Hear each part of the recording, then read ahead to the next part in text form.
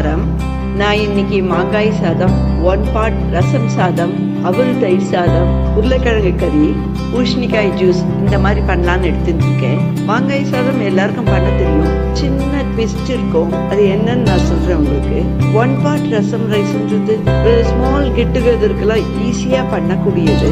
அது மாதிரி அவல் தயிர் சாதம்ன்றது ஒரு பேச்சுலர் பிரேக்ஃபாஸ்ட்னே வச்சுக்கலாம். அதை அடுப்பே இல்லாத ஈஸியா செய்யக்கூடிய தயிர் சாதம் இது. பூசணிக்காயில வந்து விட்டமின் சி இருக்கு, ஆன்டி ஆக்சிடென்ட், இது மாதிரி நிறைய குட் ப்ராப்பர்ட்டிஸ் இருக்கு. ஒவ்வொன்றா எப்படி செய்யறதுன்னு பார்க்கலாம். புளிப்பு மாங்காய் 1/4 கிலோ, தோல் சிப்பி துருவி எடுத்துருக்கேன்.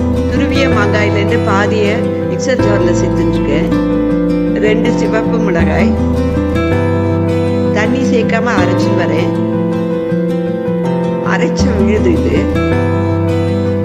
1 கப் அரிசியில சாதம் உதிரா செய்து எடுத்து வச்சுட்டு வானலியில 6-7 டீஸ்பூன் நல்லெண்ணெய் சேர்த்துருக்கேன்.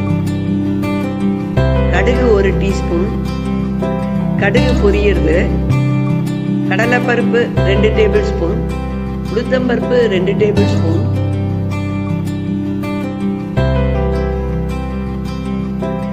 பொன்னிறமா வறுத்துக்கிறேன்.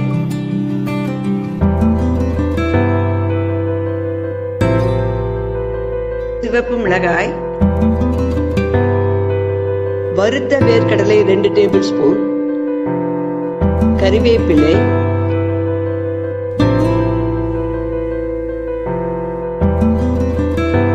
இப்ப 1/2 டீஸ்பூன் பெருங்காய பொடி சேர்த்துக்கிறேன். மஞ்சள் பொடி 1/4 டீஸ்பூன். நல்லா மிக்ஸ் பண்ணிக்கிறேன். அரைச்ச விழுத சேர்த்துக்கிறேன். மீதியுள்ள துருவிய மாங்காயையும் சேர்த்துக்கிறேன்.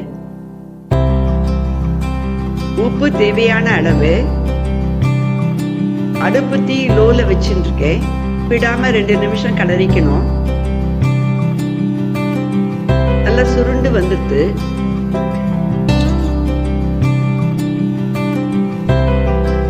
இந்த சமயத்துல சாதத்தை சேர்த்துக்கிறேன். 1 டேபிள் ஸ்பூன் நல்லெண்ணெய். சின்ன ட்விஸ்ட் என்னன்னா, எல்லாருமே துருவி வச்ச மாங்காய் மட்டும்தான் சேர்ப்போம். நான் வந்து பாதி அரைச்சு சேர்க்கறதுனால சாதத்தோட ரொம்ப நல்லா மிக்ஸ் ஆகும். மாங்காயோட புளிப்பு டேஸ்ட் சாதத்துல நல்லா ஏறி இருக்கும். ஒரு 2 நிமிஷம் கலரினா போதும். மாங்காய் சாதம் ரெடி ஆயிடுது. ஷாட் ரசம் சாதம் பார்க்கலாம். இந்த கப்ல அரிசி எடுத்துருக்க 75 கிராம்ஸ் இருக்கு. துவரம் பருப்பு 2 டேபிள் ஸ்பூன் எடுத்துருக்கேன். ஒன்னா சேர்த்து வாஷ் பண்ணிட்டு 1/2 மணி நேரத்துல 3/4 மணி நேரம் ஊற வைக்கிறேன். 3/4 மணி நேரம் ஊறிட்டு தண்ணியை வடிச்சுட்டு குக்கர்ல சேர்த்துக்கிறேன். தக்காளி 2 கட் பண்ணி சேர்த்துக்கிறேன். மஞ்சள் பொடி 1/4 டீஸ்பூன், பெருங்காயத்தூள் 1/4 டீஸ்பூன், கறிவேப்பிலை, ரசம் பவுடர் 2 டேபிள் ஸ்பூன், புளி ஒரு சின்ன எலுமிச்சம் சைஸ் எடுத்துருக்கேன். புளியை 1/2 கப் ஜலத்துல கரைச்சி எடுத்துருக்கேன். உப்பு தேவையான அளவு.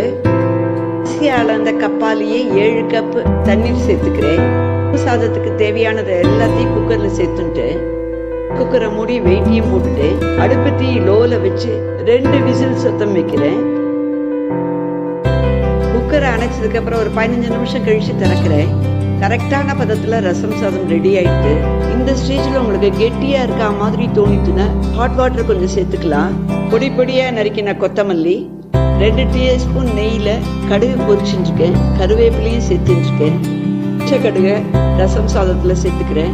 எல்லாத்தையும் நல்லா கலந்து விட்டுக்கிறேன். 1 part ரசம் சாதம் ரெடி ஆயிடுது. அடுத்தது அவல் தயிர் சாதம். 1/2 கப் கெட்டி அவல் எடுத்துருக்கேன். நல்லா 3-4 தடவை நல்லா வாஷ் பண்ணி எடுத்துக்கிறேன்.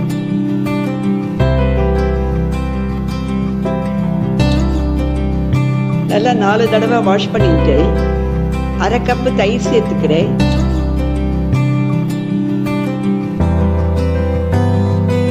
கலந்து விட்டுட்டு இத 10 நிமிஷம் அப்படியே மூடி வைக்கிறேன்.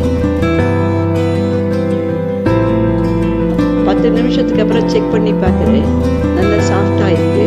இந்த பதம் போதும். இன்னும் 1/2 கப் தயிர் சேர்த்துக்கிறேன். பெருங்காயத்தூள், உப்பு, இதில் பச்சை திராட்சை, கட் பண்ணி வச்ச வெள்ளரிக்காய் எல்லாத்தையும் சேர்த்துக்கிறேன். இன்னும் போமோகிரானட், கேரட்ஸ் எல்லாமே சேர்க்கலாம். நல்லா கலந்து விட்டுக்கிறேன். அடுப்பே இல்லாத பேச்சுலர் பிரேக்ஃபாஸ்ட் ரெடி ஆயிடுது. மகாராஷ்டிரால இந்த அவல் தயிர் சாதம் ரொம்ப பாப்புலர். விரதத்துக்கெல்லாம் தேவையான காய்கள் பழங்கள்லாம் இதில் சேர்த்துட்டு அப்படியே அவல் தயிர் சாதம் சாப்பிடுவார்கள்.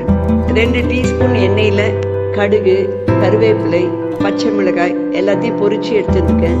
அதையும் இந்த தயிர் சாதத்தில் சேர்த்துக்கிறேன். நல்லா கலந்து விட்டுக்கிறேன். அவல் தயிர் சாதம் ரெடி ஆயிடுது. அடுத்தது உருளைக்கிழங்கு கறி. 1/4 கிலோ உருளைக்கிழங்கை வேக வச்சு தோல் உரிச்சு இந்த மாதிரி கட் பண்ணி எடுத்து வச்சுருக்கேன். இந்த பவுலில் ஒரு 3 டேபிள் ஸ்பூன் தயிர் சேர்த்துக்கிறேன். மஞ்சள் பொடி 1/4 டீஸ்பூன், மிளகாய்த்தூள் 1/2 டீஸ்பூன், பெருங்காயம், உப்பு, வேக வச்ச உருளைக்கிழங்கையும் சேர்த்துட்டு நல்லா மிக்ஸ் பண்ணி விட்டுக்கிறேன். எல்லா உருளைக்கிழங்குலையும் நல்லா கோட் ஆகணும்.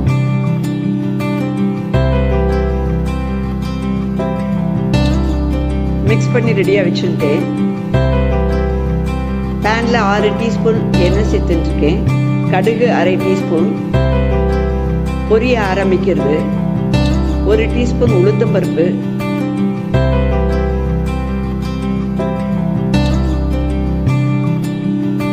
உளுத்தம்பருப்பு பொன்னிறமாக ஆயிடுது. கருவேப்பிலை கொஞ்சம் சேர்த்துக்கிறேன்.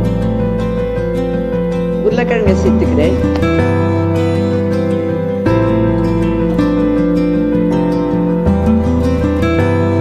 ஒரு 5 நிமிஷம் இந்த எண்ணெயில் நல்லா ஃப்ரை ஆகட்டும். நல்லா கிளறி விட்டா போதும்.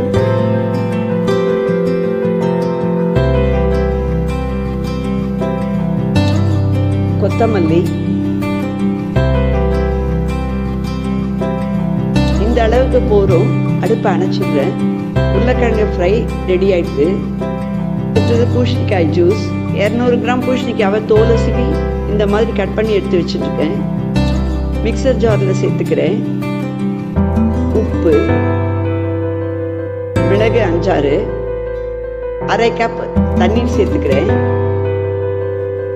இதை அரைச்சிக்கலாம்.